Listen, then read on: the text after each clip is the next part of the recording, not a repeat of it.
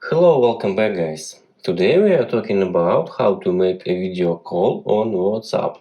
This may be your first time using WhatsApp and you don't know how to do it. Today we're gonna show you this.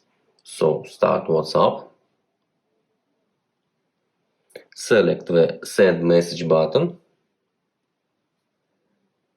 Then select the contact we want to call.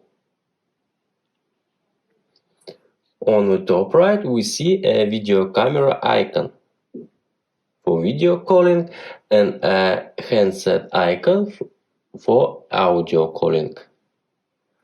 To make a call, you need a stable internet speed. If you were wondering how to make a video call on WhatsApp, this is the easiest way now. If you know no way, please leave a comment. Be sure to subscribe for more videos. Bye bye.